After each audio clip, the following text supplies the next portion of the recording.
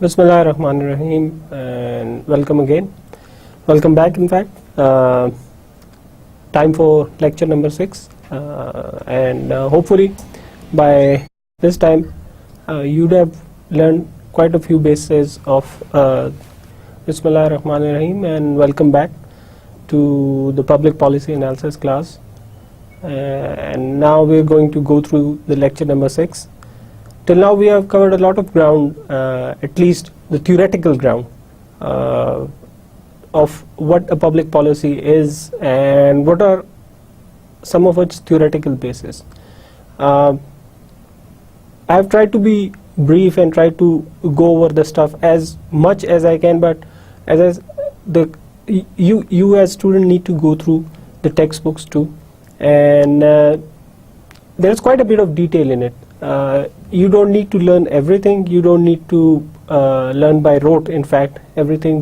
That's how things go around here, but you just need to go through this stuff. There are a few good things over there. I've kind of summarized it for you in my lectures, but it would be worthwhile to go through that stuff all over again in your textbooks, the ones that are mentioned in the course syllabus.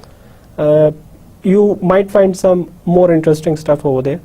Of course, it's since it's a lot of material, and we won't be able to cover it in the lectures, but I've tried to, as best as I can, try to summarize it and try to give you the very basics of the theoretical foundations of what a public policy and its analysis would look like. So now it's lecture number 6, and it will be followed by lecture number 7.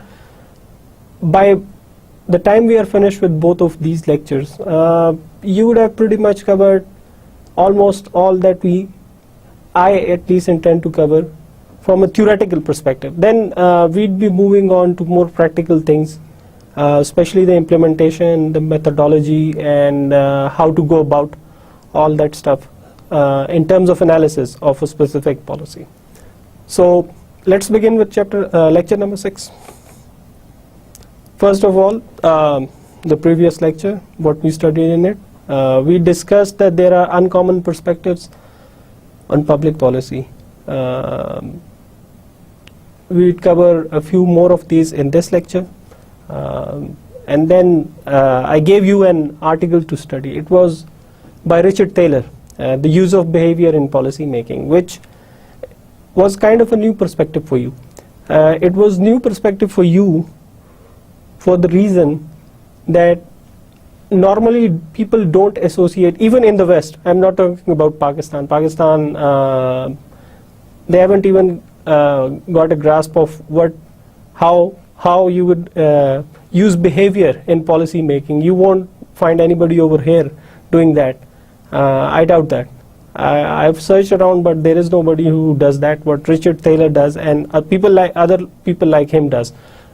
Other people like him do. But it is very important. I think we mentioned, we went through the evolutionary thing that things don't remain the same. There are certain variables that keep on changing. Circumstances don't remain the same. There are so many uncertainties when it comes to public policy. Things change immediately, drastically.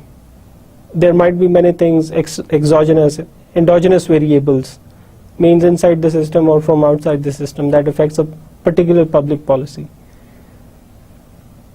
We need to change with that. We need a flexible sort of public policy that can change with that.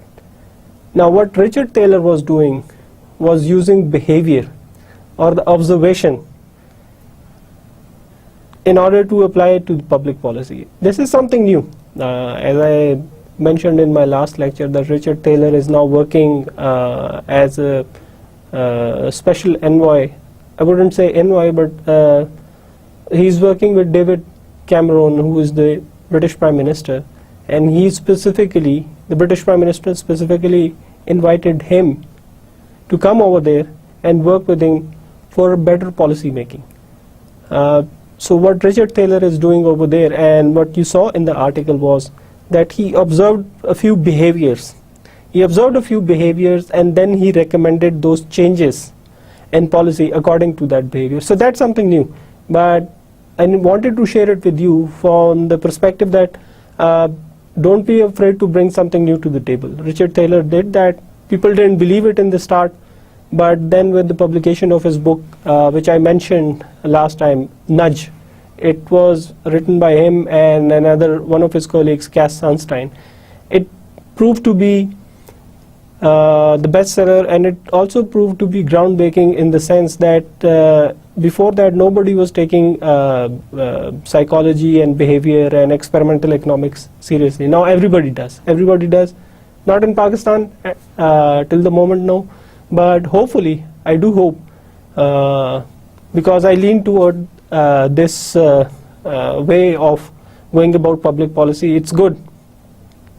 So I am expecting that in the future we'd be making use of it too. Let us hope for the best. Other than Richard Thaler's article, we also went through why a comparative public policy analysis is needed. Now, comparative public policy is one of the uncommon perspectives, I should say, the uncommon perspectives on public policy, and why comparisons to other, in some cases, international, domestic, of how a specific policy was designed, implemented, evaluated, and what were the results. Comparative public policy aims to look at that look at those international experiences or even the domestic experiences to see what the results were. How does our policy compare with the policy of the others? Now, mind you, as I told you, that the main lesson from by using comparisons, the main lesson that policymakers want to drive by using comparisons is that it's about learning something. It's about learning something positive. That perhaps there is a lesson in there, in the policy that was implemented outside of this country, that would be beneficial for us in making a good policy, saving resources, so that we don't end up with a failed policy. And then in the same vein, I asked you to look at one of the readings on a blog titled Useless Comparisons. Now, if you have gone through, and I do hope that you have gone through the blog, you would have noticed that it was written in response to one of the articles that was published in a newspaper by Dr. Farooq Salim. He is the same person who wrote the pipe dreams article. Now, that article, at least to me, didn't make much sense. If you went through that article, he said something about low text to GDP ratios. Now, text to GDP ratio is an indicator of the health of an economy or the performance of a government. He was making a comparison of Pakistan, which has a pretty low text to GDP ratio of about 9%, 9.5%, depending upon what you believe, to other nations like Saudi Arabia and a few other Gulf nations. And I thought that it was pretty useless because you have to look at the context. Now, in Pakistan, the tax to GDP ratio is low because a lot of people don't pay taxes, and the tax machinery is pretty inefficient. As you would have imagined, you hopefully would have learned by now that we have to look at the both sides of the coin, the demand side and the supply side. So from the supply side, we have a government machinery, tax machinery, which is pretty inefficient, and from the demand side, you have people who don't pay their taxes and want to hide their income. So combining these two, what comes out is that Pakistan has a pretty low tax to GDP ratio. A lot of people don't pay taxes. In fact, if I remember, it's only 1.5%, hardly 1.5% of the people who are eligible to pay taxes or in the tax paying range, they pay taxes. So you can imagine what this means for us. So anyway, this is pretty low tax to GDP ratio. Now, what the writer of that article, he said was that there are a few other countries in the world that have a lower tax to GDP ratio than Pakistan. Now, when he talked about the Gulf countries who have a lower tax to GDP ratio than Pakistan, he implied that if we are calling ourselves cheat, we are calling Pakistanis cheat because they don't pay taxes, then it means that they are bigger cheat than us, those who have even a lower tax to GDP ratio. And that was completely false. That was ridiculous. That's why the title, the useless comparisons title, it was false for the simple reason that it didn't take into context the fact that people over there in those especially in those Gulf countries which have a lower tax to GDP ratio than Pakistan, they don't pay taxes because government doesn't tax them. Government doesn't need to tax them. They have enough revenues. They have enough revenues from oil and gas import that they can run their affairs without taxing people. So they don't ask people to give money in the form of taxes.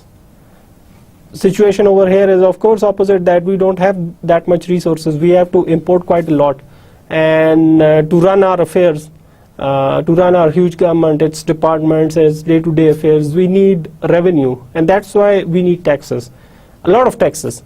But over there the situation is different. They earn so much by importing gas, petrol and similar products that they don't feel the necessity to tax their people. So in that context, if you keep that context in mind, it is ingenious, or it is not up to the mark to say that the people over there, they, like Pakistani people, are cheat the government and don't pay the taxes. That's not true. Sorry, but that was a pretty bad article by the author. So hopefully, if you have read the blog, which I hope you do, you would have realized that what he has written is not up to the mark, and it's quite unagreeable in the sense that he had made wrong conclusions. Now, this applies to comparative public policy. This is a lesson. This was a lesson for me, and this should be a lesson for you too, for those who are going through public policy and its related stuff, that when you are making comparisons, you have to be careful. As you would have read in the blog, that comparisons are more about learning lessons, especially success stories. So if suppose I'm looking at another country and want to look at some one of the systems that they've already implemented and our government or I intend to implement, then I'd be looking for success stories, how they went about it, what were the problems, where did they fail, where did they succeed. I wouldn't be looking at why it failed or why it didn't, what was the nature of the program and who implemented it and why he implemented it, why the government implemented it. I wouldn't be looking at that. My job as a public policy analyst would be just to look at its design, its implementation, and what were the lessons learned from it. So hopefully you would have learned that lesson too. In the end, I asked you to go through another podcast. It was about the establishment of United States Federal Reserve. Hopefully you would have enjoyed that podcast too, just like the other ones that you had listened to previously. Now, I need to go through some of this stuff about the establishment of a U.S. Federal Reserve. Specifically, what I want to go through is the basics of central banking, because we'll be encountering this in the future too. The working of the central bank and its relation to monetary policy, especially inflation. Inflation is a big problem in Pakistan, and it has a lot to do with the policies of a central bank and the federal and the government, specifically the federal government. So you need to understand what it is. So I'll try to briefly go through some of the very basics in order to make you understand how this thing is done and its establishment, its operation, and what it is, what the policy is. When we look at this central banking affairs in the future, and I'm sure we'll go through it, a few examples, then I want you to keep in mind what we learn now, so that you don't find it troubling in the future. Because honestly, I don't know if a lot of you have a background in economics, or have you any background at all. For understanding this kind of stuff, you would at least need a very introductory lessons in economics, macroeconomics in fact. So I'm not sure if you have gone through it or not. Even if you have and you know this stuff, it's always worthwhile to revisit it in order to just refresh the memory. So what the podcast was about was the establishment of United States Federal Reserve in the early 1900s. Now remember, this was not the first central bank that was established. I believe I mentioned in the last lecture that England had a central bank in by late 1600s, early 1700s. So that's going back around 350 years. That's a lot of time. Then the French had their central bank in early 1800s. So the United States was a bit late coming to this party of establishing central banks. But anyway, as they did it in early 1900s after a banking crisis, and now it is the leading bank in the world, principally because it has its hold over the dollars, which is the de facto currency, the de facto international currency in the world. Anyway, what a central bank, what you would have learned from the podcast is that in lieu of the crisis in 1907, I believe, when there was a bank run and banks went bust, and there was danger in the system that it is going to lead to negative results, the United States Federal Reserve came into being. Now before I go any further to discuss the central bank and what its role is in the economy, and as a matter of public policy, how we intend to go about this stuff, you have to understand how a bank run happens. So you have a bank over here, suppose bank A, then you have bank B, bank C. I'm just giving you an example just to make it clear how these things go about and why a central bank came about and what's its rationale as part of public policy. So you have a few banks. Let us start with one bank. So what a bank does is that if I am a depositor, I go and deposit some money, suppose 100 rupees. So what the bank does is that it usually keeps around, let's say, 80 rupees in my account, which I can always go and redeem at any time, but gives out the remaining 20 at a certain percentage, which is called the rate of interest, to the borrowers. Now the borrower takes that rupees 20 and returns it with an interest. So let's suppose that if he has taken rupees 20, he'll be returning it 5 rupees above it, 25 rupees. That 5 rupees is the profit of the bank. Now imagine, since I wouldn't be the only person in the economy and this wouldn't be the only bank in the economy. So what would happen is that all the people, they'd be depositing, which usually they do, at least in the cities that we know. What they'd be doing is depositing their money in their accounts in banks. And then which is the usually standard operating procedure, or the norm is that at the start of the month or any other time, we go and withdraw some of money.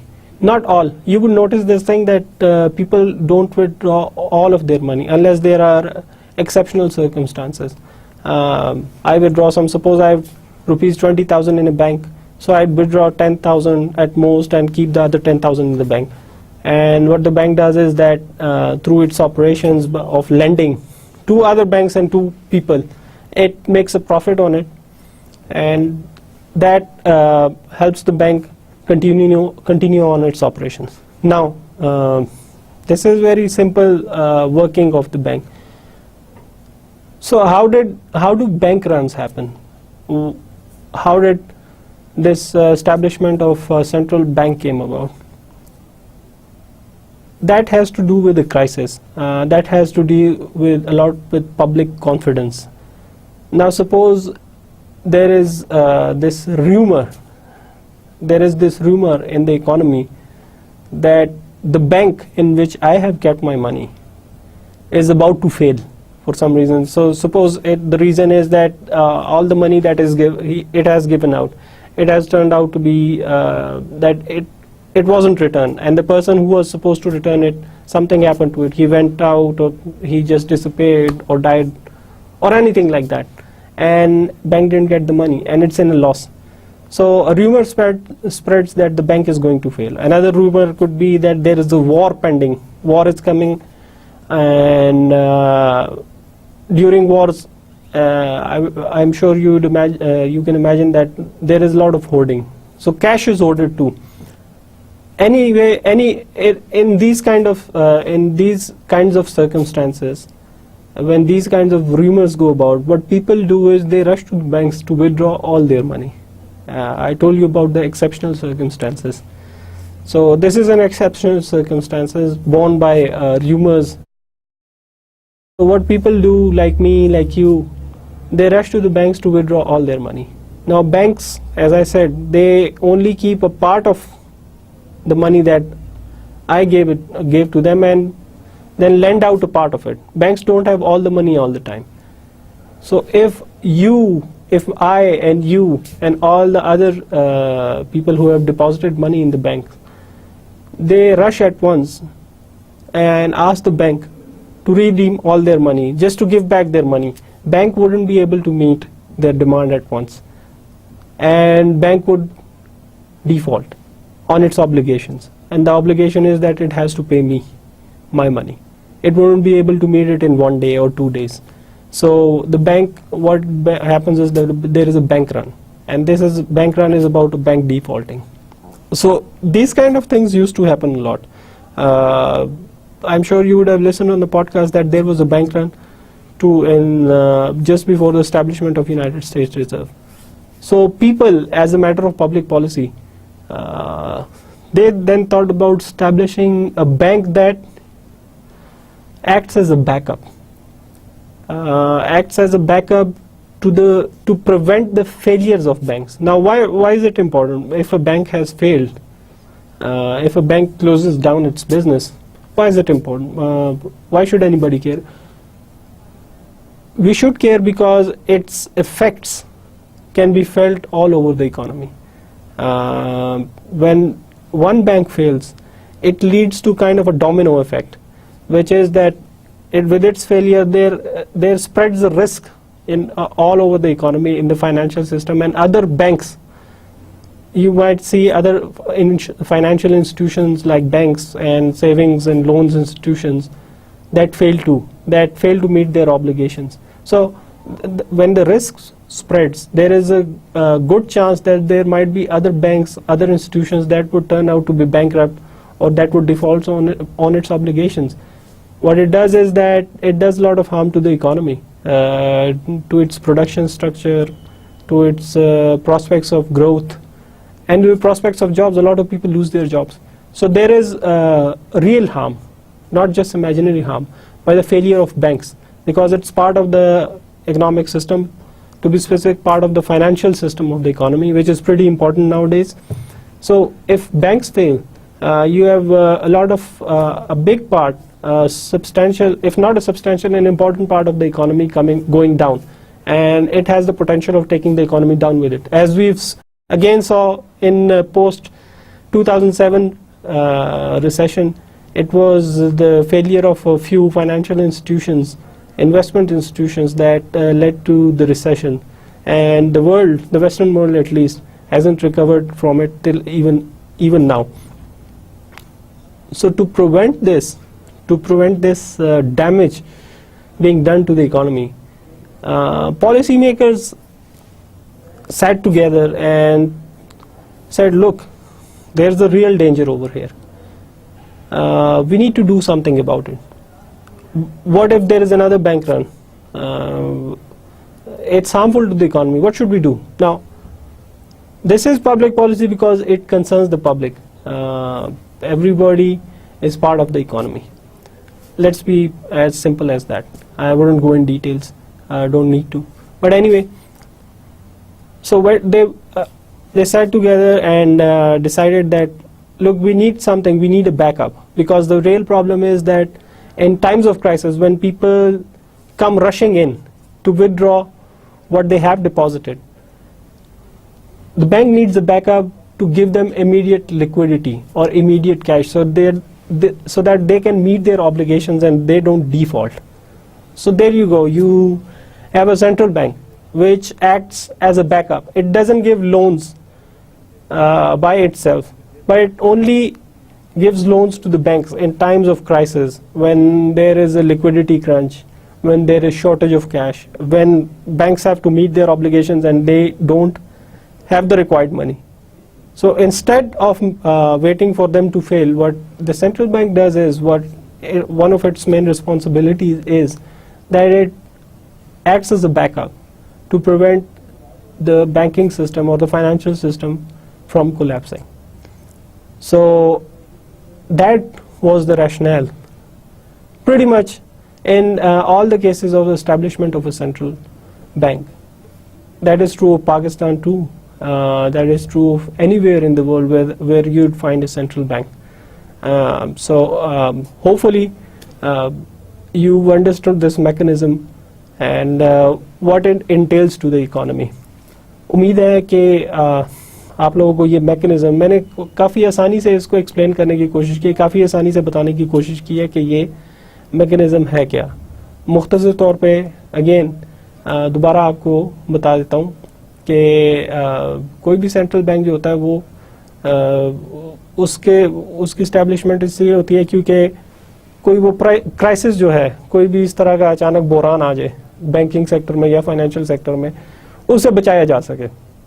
میں نے آپ کو مثال the bank runs کی کہ کھاتے دار جتنے بھی ہوتے ہیں جن کے پیسے ہوتے ہیں بینکوں میں، اگر وہ اچانک سارے ایک دن آ جائیں، نارملی آتے نہیں ہیں، کبھی ایسا ہوتا نہیں ہے، کچھ پیسے ودرا کر لیتے ہیں، کچھ پیسے لے لیتے ہیں، لیکن کافی ایک بینکس میں پڑے بھی رہتے ہیں.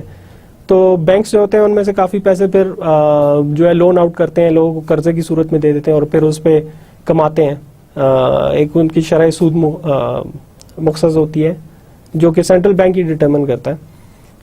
اگر سارے لوگ ایک ساتھ آ کے ہی کوئی مسئلہ ہو جائے، کوئی افواہ پھیل جائے کہ جی جنگ ہونے والی ہے یا وہ بینک فیل ہونے والا ہے یا کوئی اور بڑا مسئلہ کھڑا ہونے والا ہے، تو اکثر لوگوں کی نفسیاتی ہوتی ہے کہ وہ سارے ایک دم ہی آ کے اپنے پیسے ودرا کرنا شروع کر دیتے ہیں کہ جی ہمیں ہمارے جتنے بھی پیسے ہیں ڈپازٹ کیے ہوئے وہ اب ہمارے کھاتوں میں وہ ہمیں واپس چاہیے.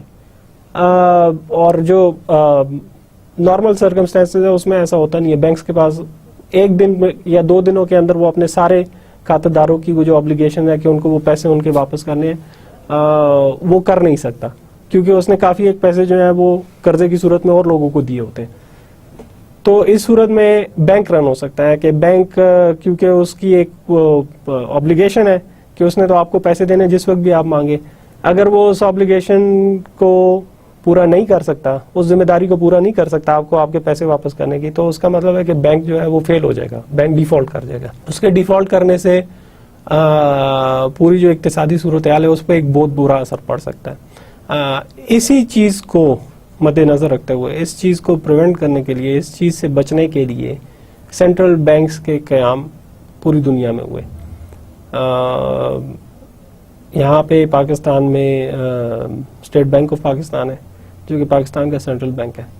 اگر کبھی ایسی سچویشن آ جاتی ہے کہ اچانک سارے کھاتہ دار جو ہیں یا زیادہ تر کھاتہ دار وہ آتے ساتھ ہی وہ ایک دن آتے ہیں اور کہتے ہیں کہ جی ہمیں ہمارے پیسے واپس چاہیے، بینکس کے پاس پیسے نہیں ہوتے، تو وہ سینٹرل بینک سے یہ درخواست کر سکتے ہیں کہ جی ہمارے پاس اتنا کیش ابھی نہیں پڑا ہوا تو آپ ہمیں ذرا دے دیں یہ پیسے، تاکہ ہم لوگوں کے ہماری جو ذمہ داری ہے لوگوں کی طرف ان کے پیسے واپس کرنے کے تو وہ پوری کر سکیں. تو اس طرح بحران بچ جاتا ہے.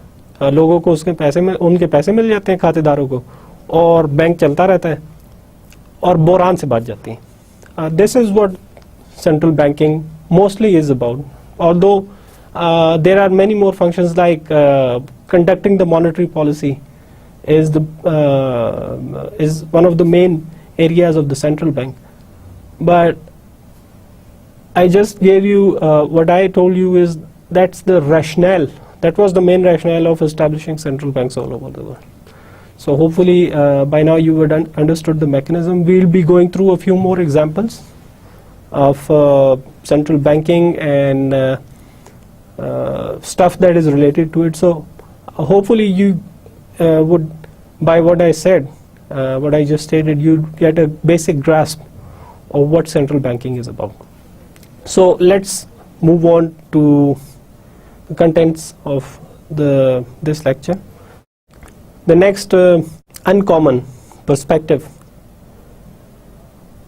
on public policies is the cultural perspective of public policy. In one of our previous discussions, we discussed how a single policy may not be suitable for all since there is diversity of people, of geography and other such factors. میں نے ایک پچھلے lecture میں یہ آپ سے بات کہی تھی کہ حالات سب جگہ ایک جیسے نہیں ہوتے, بہت سی چیزیں مختلف ہوتی ہیں, علاقوں کے کچھ علاقوں کے مخصوص طریقہ کار ہوتا ہے, وہاں پہ جو جیوگرافی ہوتی ہے دیٹ از ڈفرینٹ, وہاں پہ حالات مختلف ہوتے ہیں. اب مثلاً ایک پالیسی جو یہاں پہ امپلیمنٹ کی جا سکتی ہے اسلام آباد میں یا راول پنڈی میں, وہ ضروری نہیں ہے کہ وہ بلوچستان میں کوئٹہ میں بھی یا اس کے کچھ اضلاع اس میں بھی اسی طرح ہی امپلیمنٹ کی جا سکتی ہو. کیوں؟ اس لیے کیونکہ وہاں پہ حالات جو ہیں خاص طور پہ سیکیورٹی کے حالات وہ کافی ڈفرینٹ ہیں. سو just basically saying that one needs to be careful about when implementing policies or when discussing or designing policies. One has to look at the perspective, one has to look at the background too. The cultural perspective of public policy is based on formulating policy according to these differences. We studied behavior and its applications to the public policy. A lot of the behavior is formed through the influence of the culture. ابھی again جو ہم نے Richard tailor کا article پڑھا تھا اور جو میں نے ڈسکس کیا ابھی بھی اور پچھلے لیکچر میں بھی, جو ایک کلچر ہوتا ہے پریولنٹ کلچر. اب کلچر کا یہ مطلب نہیں ہے جو کہ ہمارا نارملی ایک پوائنٹ آف ویو ہوتا ہے کہ کلچر صرف وہ گیمز ہوگی ایک علاقے کی یا اس کی ثقافت صرف یہ نہیں ہوتی. ثقافت تو ظاہر ہے اس میں اب مثلاً رسوم و رواج ہو گئے یا پھر اس علاقے کے کچھ مخصوص عادات وغیرہ ان لوگوں کی ایک مخصوص علاقے کی, وہ تو ثقافت ہوگی. لیکن جب ہم انگریزی میں ایک لفظ یوز کرتے ہیں کلچر, تو کلچر جو ہوتا ہے وہ صرف اس کے علاقے کے رسوم و رواج پہ نہیں ہوتا ہے. When we are talking about culture, we are talking about a specific way that people go about their daily lives in doing certain works. Now, اب اٹلی میں ایک کلچر ہے جسے کہتے ہیں مافیا کلچر.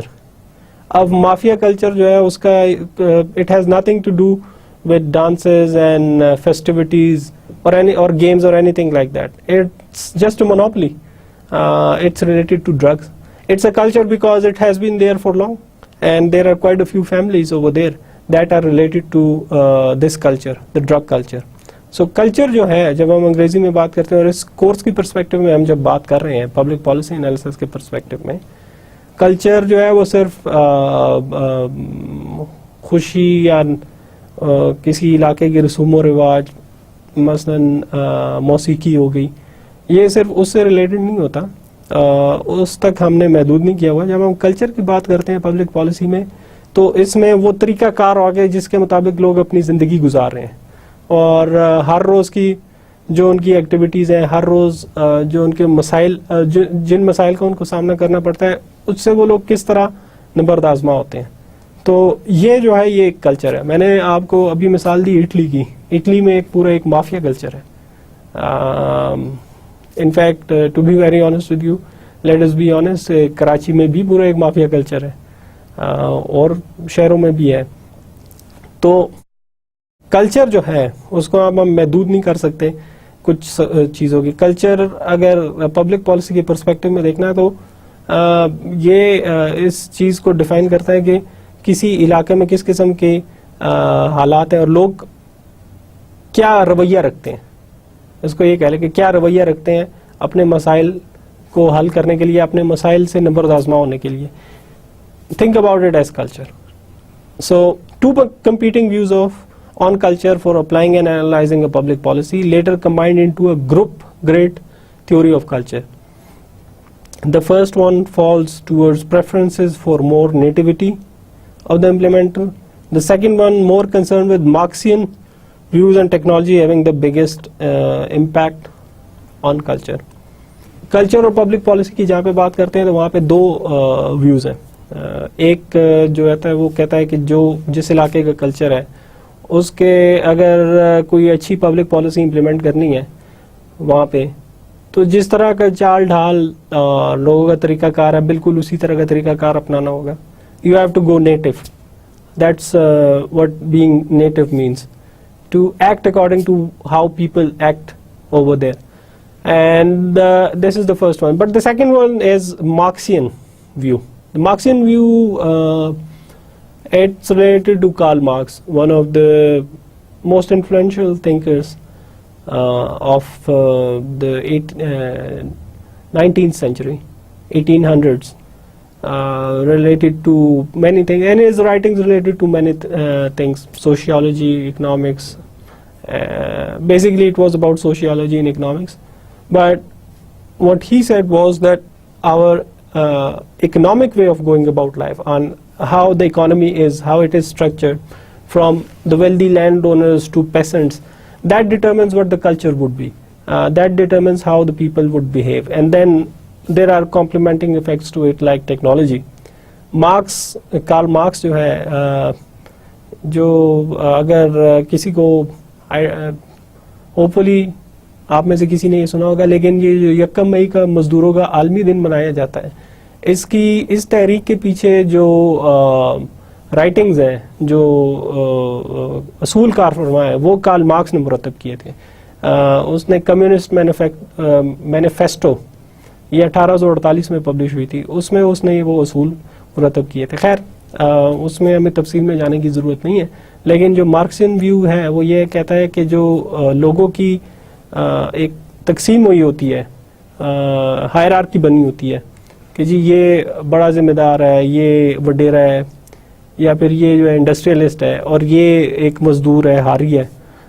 یہ چیزیں جو ہے یہ کلچر ڈٹرمن کرتی ہے, یعنی آپ کی اقتصادی حالت جو ہوتی ہے وہ آپ کا کلچر اس کو بناتی ہے اور اسی کے مطابق لوگ ایکٹ کرتے ہیں. یہ دو کمپیوٹنگ ویوز ہیں cultural perspective of public policy کے. ان دونوں کو کمبائن کیا جاتا ہے group grid theory of culture میں. یہ دونوں ان کی جو خصوصیات ہیں وہ اس گروپ گریڈ تھیوری میں آ جاتی ہے. آپ کی کتاب میں اس کی مکمل تفصیل دی ہوئی ہے ان دونوں کی, نیٹو ویو کی اور مارکسین ویو کی.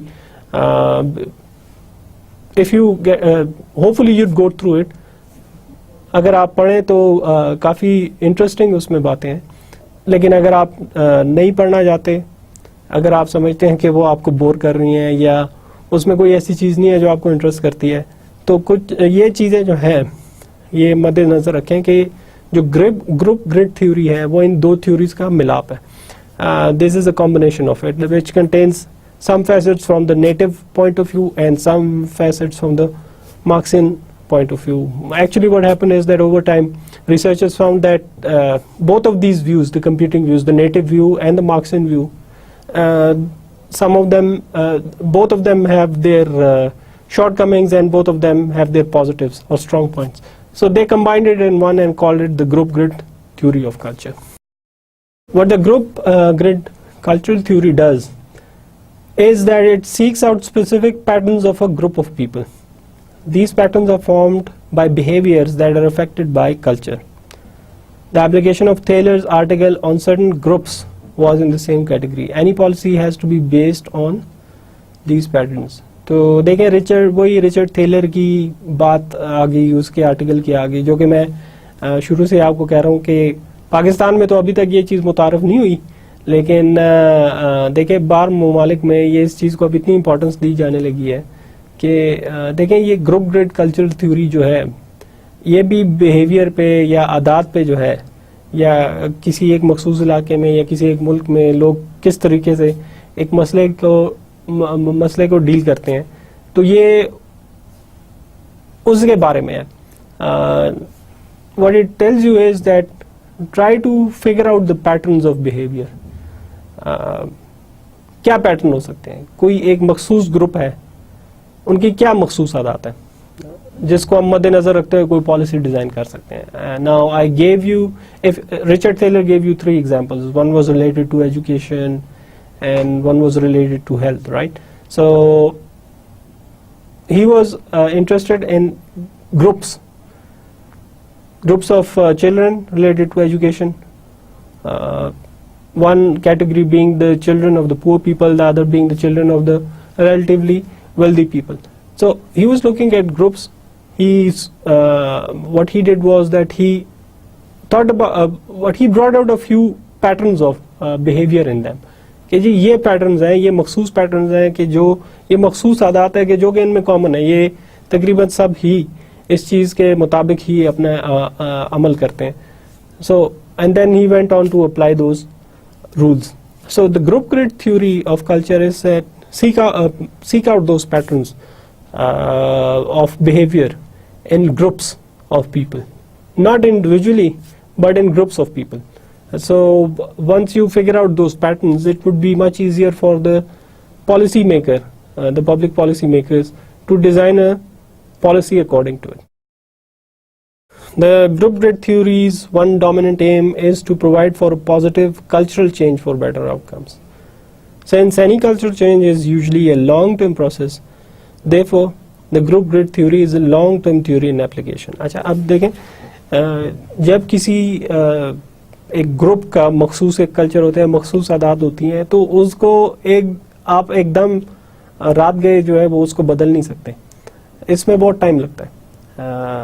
The culture, if you have to change the culture of specific group, of specific locality, of a specific nation, the people living in it, the way of thinking, the way of going about life, you can't do it in short term. It will happen in the long term. There has to be a sustained effort. That is at least what we know from what has happened over time. So when we are talking about the group grid theory, it's about the long term. It's not about the short term. Some examples. The first one, the change in gas guzzler, fuel inefficient vehicles culture towards a more efficient one. Driven by the 90s, 70s oil price shock, led to application of public policies that were aimed at changing people's habits for heavy fuel consumption car towards efficient ones. Alternative energy technologies like solar power, fuel efficiency standards, etc. Almost 40 years afterwards, we have hybrid cars, EFI engines, solar grid stations, etc. अब पहली मिसाल जो मैंने दी, ये America और Europe में जो एक कल्चरल चेंज आया था. अब एक कल्चर, जैसा कि मैंने कहा कि वो सिर्फ मखसूस रसूम और रिवाज पे बात नहीं होती कि शादी ब्याह के मौके पर कैसा है. अब यहाँ पे जिस कल्चर की मैं बात कर रहा हूँ, वहाँ पे कल्चर था ये बड़ी बड़ी गाड़ियाँ इस्तेमाल करने का. जिस तरह की बड़ी बड़ी जीपें होगी, आपने कभी देखी हो, वो पुरानी 80s की होगी, 1980 1990 के ज़माने की वो जो बड़ी बड़ी जीपें थी. इस तरह की बड़ी गाड़ियों का एक मसला ये था कि लोगों को बड़ी पसंद थी, बड़ी गाड़ियाँ रखते थे, लेकिन उनका मसला ये था कि देवर एक्सट्रीमली इनएफिशिएंट. वो तेल, अगर 1 लीटर में आज गाड़ी तकरीबन 12 किलोमीटर कर लेती है, तो उस ज़माने में उन बड़ी गाड़ियों में मुश्किल से 5 किलोमीटर करती थी या 6 किलोमीटर करती थी. ये कल्चर बड़ा प्रेवलेंट था यूरोप में और अमेरिका में, but that all change after the 1970s oil shock. What was the oil shock? There was a war, Arab Israel war, Israel और अरब की जंग जो 1973 की हुई. उसके बाद ये हुआ कि तेल की कीमत अचानक जो है 4 गुना बढ़ गई. The price of oil just shot up because the supply was reduced by the Arab countries to America and the Europeans because they were supporting Israel. So what happened was that the prices skyrocketed, and it was just unfeasible, not feasible in fact, to drive those same vehicles with that horrible mileage. It was extremely inefficient. From that time onwards, what their governments have realized and what they pushed in the form of a public policy was that drive more efficient cars. Manufacturers should make more efficient engines, and the car there should be smaller cars rather than the big ones, and they should be more efficient on fuel, so that in case we have a situation in the future again when prices skyrocket, then the effects are not that bad as we experienced in the 1970s. So from that time onwards, it has been the policy of their governments, and still is, and mind you still is, that go towards more efficiency in terms of consumption of power, and move away from fossil fuels like petrol. So almost 40 years have gone by, and what do we have now? We have solar power, we have hybrid cars. Hybrid cars are the ones that run on petrol plus electricity. We have compressed natural gas, CNG. We have solar grid stations. One was just opened about a month or two ago in Bahawalpur. It's called, I believe it's the Jinnah Grid Solar Park project. And then we have the EFI engines. Manufacturers of engines have moved towards more efficient engines. EFI is one of them, electronic fuel injection. So what it does is that it uses even the last drop of oil in the car to make it run. So that's efficiency for you. 40 साल बाद उस वाक़े के 1970 में जो हुआ था, जब कीमतें 4 गुना बढ़ गई थी और उसका बहुत बुरा असर पड़ा था इक्तिसादी सूरत हाल पे, 40 साल बाद देखें वो जो पब्लिक पॉलिसी बदली गई थी उस वक्त, उसके असरात अब आना शुरू हुए हैं. सो दैट इज़ कल्चरल चेंज. देखें एक पूरा एक कल्चर चेंज हो गया कि इतनी बड़ी बड़ी इनएफिशिएंट गाड़ियों से अब लोग जो है छोटी छोटी गाड़ियों पे और एफिशिएंट गाड़ियों पे आ गए, जो पहले अगर 1 लीटर में वो 5 किलोमीटर मुश्किल से करती थी, तो अब 1 लीटर में वो 12-13 किलोमीटर भी कर जाती है. इनफैक्ट जो छोटी गाड़ियां हैं 660 सीसी वाली अब आई हुई हैं, 660 सीसी वाली, वो 1 लीटर में आपको 17-18 किलोमीटर भी दे देती हैं. So that's a change in culture, जो कि एक वक्त में अनइमेजिनेबल था, किसी ने सोचा भी नहीं था कि इस तरह होगा.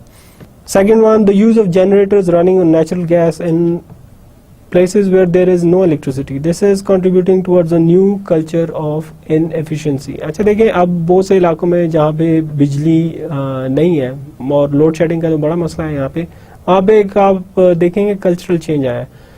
कल्चरल चेंज ये आया है कि लोग जहाँ पे, अब देखें गैस भी हर जगह अवेलेबल नहीं है, लेकिन जहाँ पे गैस है, मसलन अगर खैबर पख्तूनख्वा में चले जाएं, वहाँ पे गैस की शॉर्टेज नहीं है. वहाँ पे एक नया कल्चर, क्योंकि वहाँ पे बिजली नहीं होती, खास तौर पे देही इलाकों में बिजली नहीं होती, वहाँ पे लोगों ने अब गैस से चलने वाले, पहले गैस से चलने वाले जनरेटर्स आए, ज़्यादातर चाइनीज़ है, और फिर उससे बिजली चलने लगी, बिजली की पैदावार चलने लगी और लोग उससे काम चलाने लगे हैं. तो देखें ये एक कल्चरल चेंज है कि वहाँ से अब बिजली से people are moving towards electricity produced from natural gas. So from fossil fuels, electricity from fossil fuels, there is a cultural shift. Hopefully this is just short lived, क्योंकि ये काफ़ी inefficient है. इसमें गैस काफ़ी ज़ाया होती है. जो वो जनरेटर्स आए हैं they are extremely inefficient, लेकिन लोग इस्तेमाल कर रहे हैं क्योंकि बिजली है नहीं, बिजली की सप्लाई नहीं है. तो वो ये करते हैं कि अब बजाय उस बिजली के जो कि हुकूमत उनको प्रोवाइड करती है, और ज़्यादातर फॉसिल फ्यूल से आती है या हाइड्रो से आती है, तो उसकी जगह उन्होंने गैस का इस्तेमाल शुरू कर दिया बिजली की प्रोडक्शन के लिए. But that is inefficient. So देखें, दो कंट्रास्टिंग मिसालें देख लें कि अभी आपको मैंने एक मिसाल दी वेस्टर्न नेशंस की या मगरबी ममालिक की, कि वहाँ पे उन्होंने एक कल्चर मुतारफ़ कराया एफिशिएंसी की तरफ, कि ज़्यादा एफिशिएंसी हो जाए फॉसिल फ्यूल्स के मामले में, मसलन पेट्रोल हो गया. लेकिन दूसरी तरफ हालत देख लें हमारे मुल्क में, एक उसके बिल्कुल एक अपोजिट एग्जांपल है कि हम मज़ीद इनएफिशिएंसी की तरफ बढ़ रहे हैं, एफिशिएंसी की तरफ नहीं बढ़ रहे हैं. which is quite unfortunate, like many things over here. تیسری مثال, the change in workforce participation by gender. Early 1900s, there were hardly any women to speak of in the workforce. By the end of 1900s, women were major participants in the workforce. یہ ایک تیسری مثال ہے کہ culture کس طرح بدلا. مغربی ممالک میں بھی ایک وقت میں شاید بہت سے لوگوں کو اندازہ نہیں کہ خواتین جو ہیں وہ کام کی جگہ پہ مثلا دفاتر ہو گئے, فیکٹریاں ہوگی, بزنس وغیرہ ہوگی, وہاں پہ خواتین آلموسٹ نان ایگزسٹنٹ تھی. خواتین جو ہیں وہ اسی طرح ہاؤس وائف ہی ان کا کام تھا, جس طرح کہ زیادہ تر یہاں پہ ایک کلچر پاکستان میں ابھی بھی ہے. لیکن ارلی 1900s 1900 کے شروع میں چلے جائیں تو مشکل سے 1% جتنی خواتین تھی ورکنگ ایج کی وہ پروفیشنلی کام کر رہی تھیں. زیادہ تر جتنی اگر تھی بھی تو وہی وہ نرسنگ وغیرہ کے شعبے میں تھی, ٹیچنگ میں بھی نہیں تھی. لیکن اب آپ دیکھ لیں تو بہت سے مغربی ممالک ادھر کلچر یہ ہے کہ وہ بالکل بدل گیا. اب خواتین جو ہیں ان میں سے آدھی سے زیادہ تعداد جو ہے more than 50%. I don't know the exact numbers, but I think it's around, the participation is more than 60-65%, جو کہ پروفیشنلی کام کرتی ہے جس طرح مرد حضرات کرتے ہیں. پاکستان میں بھی دیکھیں یہ ایک کلچرل چینج آیا ہے. جب آزادی کے وقت 1947 میں کتنی خواتین کام کرتی تھی پروفیشنل شعبوں میں, آلموسٹ نان ایگزسٹنٹ, ان کی کوئی پرسنٹیج تھی نہیں, لیس دین 1%, not even 0.5% of the total working force. لیکن اب دیکھ لیں آہستہ آہستہ 65 سال سے زیادہ ہو گئے ہیں, تو اب آہستہ آہستہ ابھی بھی اتنی زیادہ نہیں ہے کہ اتنی مغربی ممالک میں ہے وہ تعداد, بہت سے عوامل ہیں اس کے پیچھے. لیکن اب پہلے کے مقابلے میں دیکھ لیں کہ کتنا بڑا چینج آیا ہے. خواتین اب کتنے شعبوں میں کام کر رہی ہیں. اب تو فورسز میں بھی ہیں, فائٹر پائلٹس ہیں, آرمی میں ہیں, ٹیچنگ ہے, نرسنگ ہے, بہت سے بزنس میں ہے, بینکس میں ہے, سول سروس میں ہے. تو دیکھیں یہ پورا ایک کلچرل چینج آیا. So this was all about the cultural perspective. ان چیزوں کو مد نظر رکھنا پڑتا ہے جب پبلک پالیسی بنانی ہوتی ہے کہ اگر کوئی کلچر بدلا ہے یا پھر اگر کہیں کلچر بدلنا ہے تو how to go about it, کس طرح کرنا ہے اور کن چیزوں کو مد نظر رکھنا چاہیے. Now, what's the use of cultural theory in public policy? Number one, it helps reveal loose ends in the policy from a cultural point of view. This leads to overall improvement, جو کہ ہم نے بات کی تھی, incrementalism and refinement of the implemented policy. Second, it helps identify side effects from the point of view of a group of people attuned to a specific way of life. کہ ایک perspective لے رہے ہیں, اگر ایک policy implement کر رہے ہیں تو ہمیں ان سے بھی پوچھنا چاہیے جن پہ امپلیمنٹ کی جا رہی ہے, جن کے لیے پالیسی بنائی جا رہی ہے, کہ کیا آپ کے خیال میں یہ اگر حکومت اس طرح کا کام کرے, اس طرح کی ایک پالیسی لائے, آپ کے خیال میں آپ لوگوں کے لیے صحیح رہے گی کہ نہیں رہے گی. So get the other perspective too. See it's helpful in developing a hierarchy according to which the problems and policies can be viewed. کہ آپ ایک ہائرارکی بنا لیں کہ دیکھیں اگر ہم یہ کام کرنے جا رہے ہیں ایک کلچرل پرسپیکٹو سے, ایک پالیسی امپلیمنٹ کرنے جا رہے ہیں, تو یہ ہائرارکی ہے کہ پہلا کام یہ, دوسرا یہ, تیسرا یہ پرائیورٹی اس طرح کی ہونی چاہیے. So it helps you develop a hierarchy of how to do it. Now, page 294 of the Handbook of Public Policy Analysis, جو کہ میں نے آپ کے کورس سلیبس میں مینشن بھی کی ہے, go through the steps. Note that these criteria could easily be applied in other areas too, since these are very general. اب جو میں نے آپ کو پیج 294 294 اس پہ کچھ کرائٹیریا لکھے ہوئے ہیں, although یہ اس چیز سے کلچر سے ریلیٹڈ ہے, لیکن یہ بڑے جنرل قسم کے کرائٹیریاز بتائے گئے ہیں, ان کو اور پالیسیز پہ بھی یا اور تھیوریز میں بھی اپلائی کیا جا سکتا ہے, تو ضرور ان کو پڑھیے گا. That's on page 294. کچھ اور مثالیں. Think about the metro system, why implemented in cities only and not in villages or countryside. Metro جو ہے وہ صرف شہروں میں ہی کیوں ہے, گاؤں وغیرہ میں کیوں نہیں امپلیمنٹ کی جا رہی, کیا وجہ ہے؟ And that lot of it has to do with culture.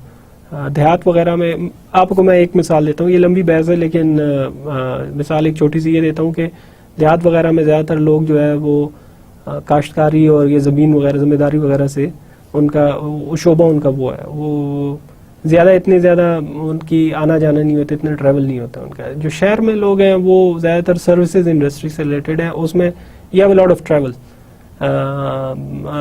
They do a lot of travelling. شہر میں ایک بالکل مختلف کلچر ہے.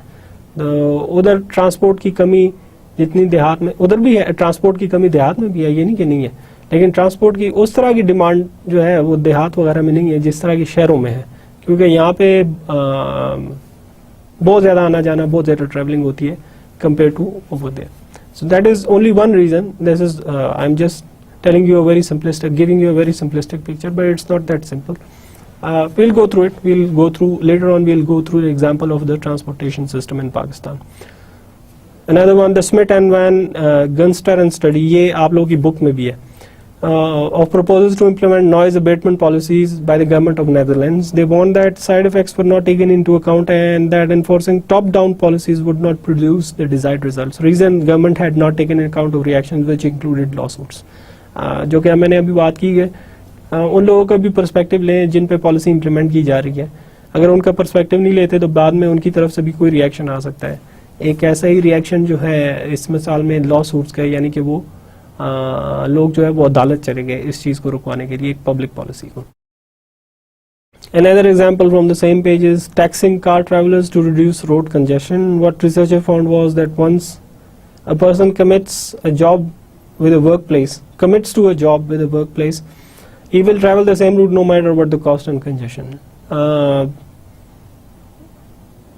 یہ بھی اس کو بھی ہم تفصیل سے ڈسکس کریں گے, جو ٹول ٹیکس لگائے جاتے ہیں روڈز وغیرہ پہ. بعد میں اس کی بھی ایک مثال ہم ڈسکس کریں گے انشاءاللہ. بنیادی طور پہ یہ کس لیے کیا جاتا ہے؟ بنیادی طور پہ اس لیے کیا جاتا ہے کہ روڈ پہ جو رش ہے اس کو کم کیا جا سکے. ریسرچ, یہ بھی میں نے آپ کی بک سے ہی مثال لی ہے, جو اس کے بارے میں ریسرچ کی گئی, تحقیق کی گئی, اس میں یہ پتا چلا کہ یہ جو لوگ آلریڈی کمٹمنٹ کر چکے ہوتے ہیں کہ انہوں نے آنا جانا ہی ہے دفتر, جو مرضی ہو جائے, اور ایک خاص مخصوص جگہ پہ ان کا دفتر ہے, تو پھر ان پہ وہ پالیسی امپلیمنٹ کرنا کہ جی زیادہ اس پہ ٹول ٹیکس لگا دیا جائے, شاید کہ وہ کوئی اور راستہ استعمال کرے, وہ اتنی کامیاب نہیں ہوتی as a part of public policy. As with almost all public policy issues, it is imperative that the problem be identified properly before proceeding to apply analysis. Cultural theory is the same. Properly identify کرنا پہلے problem کو, اس میں سارے aspect لینے including the cultural one. Last of the uncommon perspectives or the non-common perspectives is the ethical perspective. What's ethic got to do with policy making?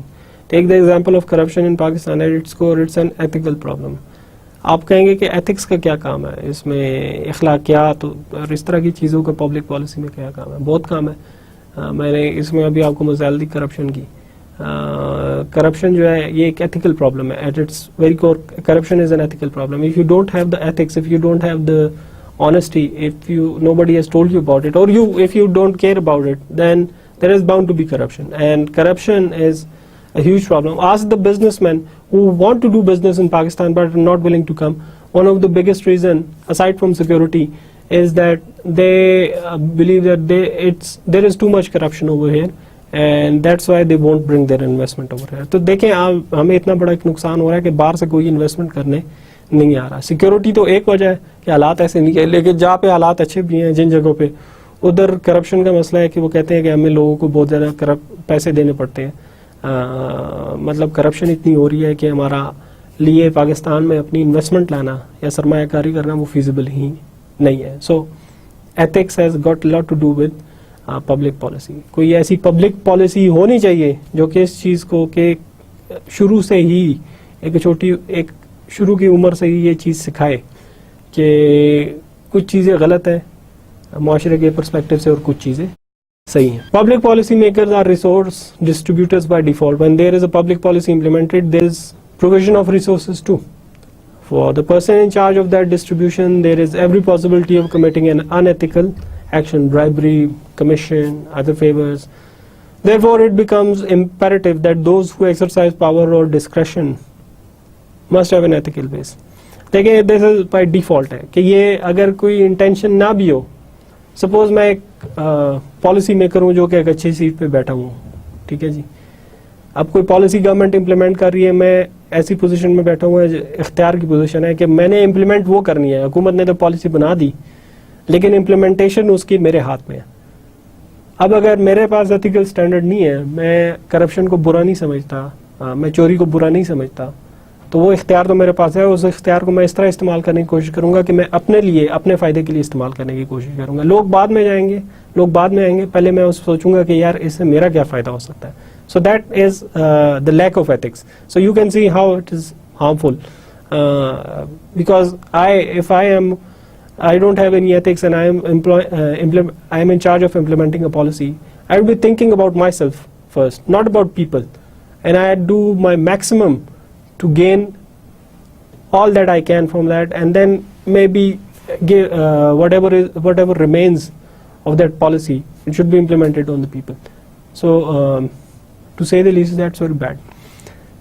Public policy practitioners all over the world have realized the importance of ethics in policy making and practicing. Therefore, courses in ethics have become a necessary complementarity to public policy courses. जहाँ पे भी public policy courses पढ़ाए जाते हैं, जहाँ पे भी public policy से related मुताला किया जाता है, studies की जाती हैं, वहाँ पे ethics के courses भी पढ़ाए जाते हैं. Now, when I was studying in the United States, I had to complete an ethics degree, a short ethics program. It was a training program. Which certified people, and you had to go through that training. I had to go through that training too. It was a good training. Ethics का certificate था वो. So they've realized the importance of being ethical and how important it is to the society and the economy. I don't know if I'm not sure. I haven't seen anything like that over here. Historically, the importance of ethics to people and their conduct was realized in the writings of Greek philosophers like Aristotle and Plato. Ethical theory is concerned with the formulation of general guidelines of conduct, while practical ethics concerns real-world application for those guidelines in resolving ethical dilemmas. अच्छा, अब इस दो ethical perspective जो है, इसको भी एक theoretical perspective हो गया और एक पर्सपेक्टिव हो गया उसका प्रैक्टिकल पर्सपेक्टिव. थ्योरेटिकल पर्सपेक्टिव ये कहता है कि you think about what the ethical dilemmas could be in implementing a policy, but the practical side of it tells you when you apply a theory what kind of ethical problems surface, if they surface, that is to say, what kind of ethical problems surface that we need to encounter, we need to take care of. So these are the two sides of ethics. The ethical problem should ideally be separated by application of ethics in personal life and public life. A very honest public official may not be a very good father at home or not the most obedient kid. But that shouldn't concern policy making. If he has done his job in a fair way, it's fair enough.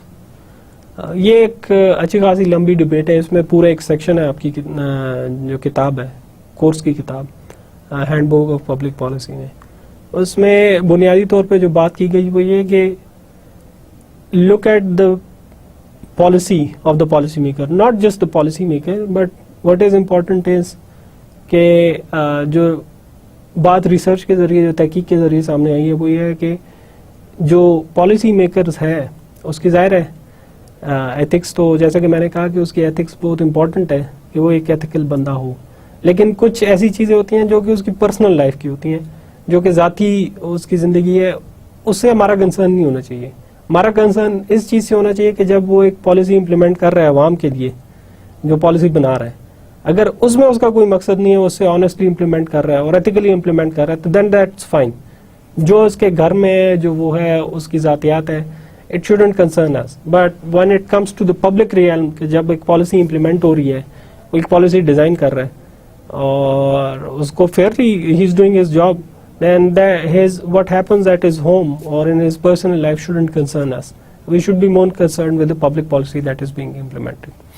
And last but not least, Amartya Sen, 2009, Smith's markets never stood alone.